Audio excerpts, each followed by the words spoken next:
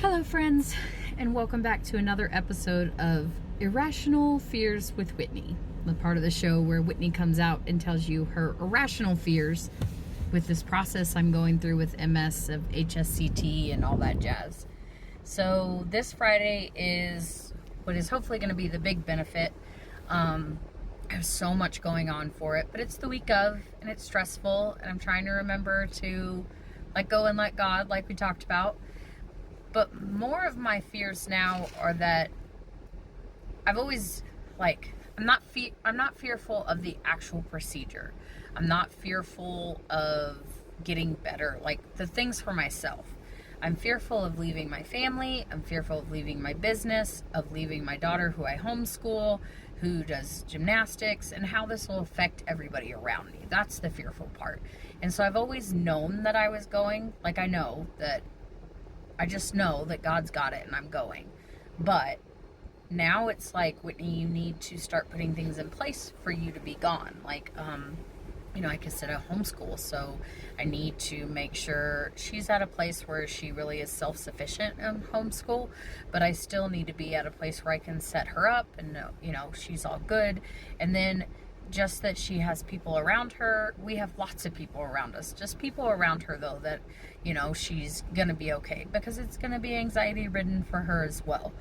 So setting that up, I own the bakery, and I've got to make sure that that is good, and then I'm not putting too much on a specific person, and that it's still gonna run, and I'm still gonna have my business whenever I come back from all this time, because it's a lot of time of being gone and trying to make things run, and then it's a lot I'm putting on my husband. I'm gonna be gone for that long, and then I can't really be trying to get better and move forward, and so it's a lot I'm putting on my husband, and so all of those things are hitting me really hard.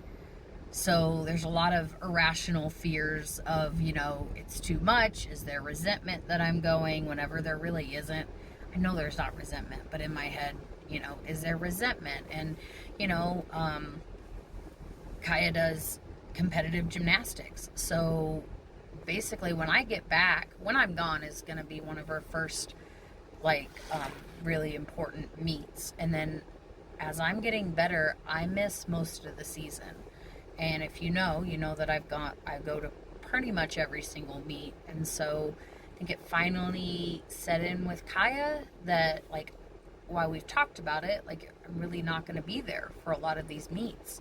And that's scary. And it's, obviously her dad is going to try and be at most of them, but, he can't be at all of them. So we've got some great friends in our gymnastic world, and they're going to be helping with that too. But it's not your mom. It's not your mom in the stands. And, that makes me feel bad and puts pressure on me I put pressure on me. Nobody puts that pressure on me but me, and I know that. But it's still scary, and it's still anxiety ridden and all of those things. And so the biggest part that I'm scared about right now is the unknowns, the being away for a full month. Who knows what's going to happen, and like we said before, my dad flipped that upside down on me and said, well, duh, that's how we all feel about you. But at the same time, my daughter's 14. There's a lot of girl stuff going on and teenage stuff, and we are going to be able to talk, obviously, we can talk, and I'll have good internet there and all that jazz, but still, it's not the same as having your mom there, especially when she's homeschooled and we're around each other. She does my business with me. I do, I'm with her gymnastics. I go to the things, so that's a lot. And it's, my husband's is gonna do great, and the people that are here are gonna do great, and it'll be fine, but it's still not your mom, and it's still, the mom guilt is real. But I have to remember what I'm doing it for. And I'm doing it not just for me, not just for my husband, not just for, but I'm doing it for Kaya. Because I want to be there, and I want to be, not just be there, I want to be present. I want to not just be, I'm sorry I embarrassed you, which she says it doesn't, but it would have totally embarrassed me at that age. I'm sorry I embarrassed you by coming in with my with my cane. I'm sorry I embarrassed you that the other leg is starting to go a little numb and I need to sit down right now. It doesn't matter where we are, I'm sitting on the ground, you know, those things. And so it's like, I'd like to get, you know, for her. So I have to remember that.